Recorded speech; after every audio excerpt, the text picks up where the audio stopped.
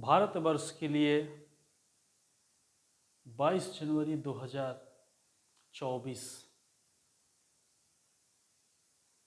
एक कल्प के बाद सुखद संयोग प्राप्त हुआ।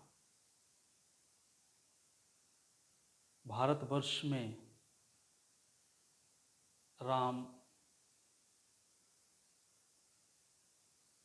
स्वाभिमान के रूप में प्रकट हुए।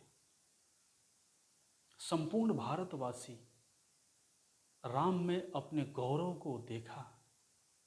राम से पारिवारिक संबंध जुड़ा। मैंने ऐसा अनुभव किया नज़दीक जाकर। राम की मूर्ति केवल पाषाण नहीं है, अपितु वो भारतीय आत्मा है, भारतीय गौरव के प्रतिमान बिंदु हैं। इस संपूर्ण संस्कृति के शक्ति के केंद्र है। राम तो आदर्श है। और आज भारतीय समाज जागृत अवस्था में है।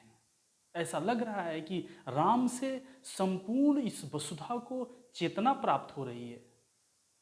इसलिए अयोध्या में भगवान राम का मंदिर बनना, प्राण प्रतिष्ठा होना, ये संपूर्ण विश्व के लिए संदेश है। अयम निज परुवेति गणना लघु चेतसाम सर्वे भवन्तु सुखिनः की यदि मंत्र संपूर्ण विश्व के लिए कल्याणकारी है तो उस कल्याण के बीच में राम के आदर्श तो आएंगे। राम को तो स्वीकृति मिलनी ही चाहिए, क्योंकि राम का स्वरूप ही है रमन्ते योगिनो अस्मिन् इति रामः। जो योगियों में, संपूर्ण चराचर जीव में जो है, अर्थात इस सृष्टि का जो मूल तत्व है राम है। तो यदि किसी भी वस्तु से मूल तत्व को यदि निकाल लें तो फिर वो मृत प्राय होगा। और राम प्राण तत्व है, संपूर्ण वसुधा के प्राण तत्व है।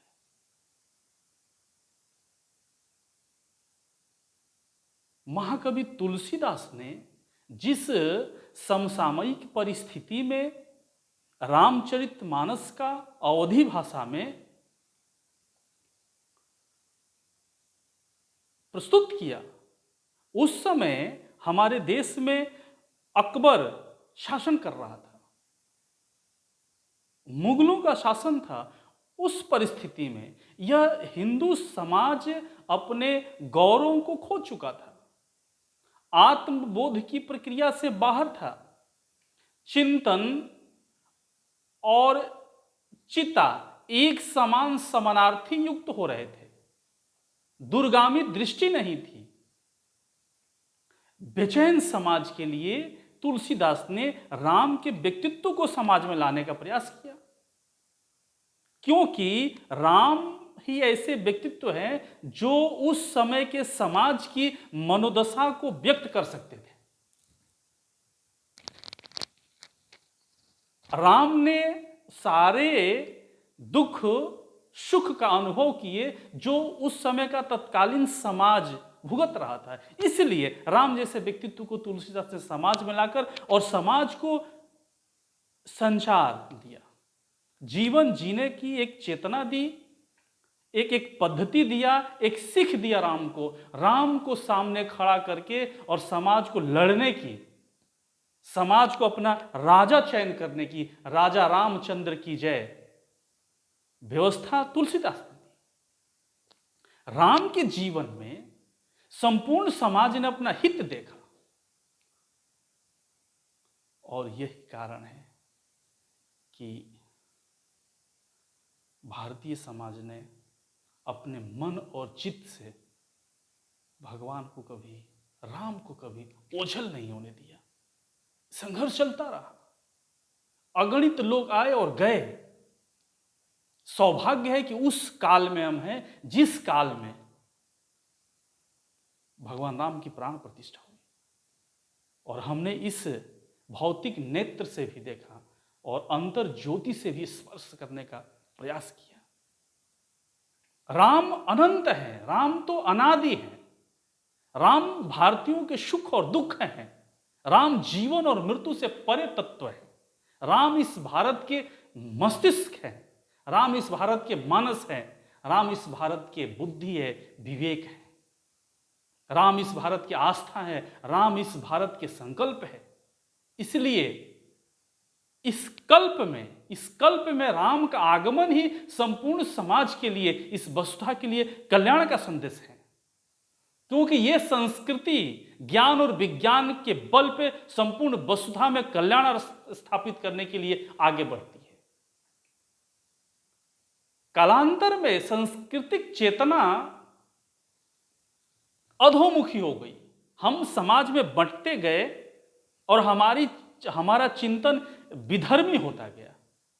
हम खुद अपने मूल को काटने में लग गए और इस तरह से समाज में कई विकृतियां आई। लेकिन समाज में जहां एक तरफ से आदर्शों की मान्यता मिलती है, वही समाज में परिवर्तन और परिमार्जन के दौर भी चलते हैं।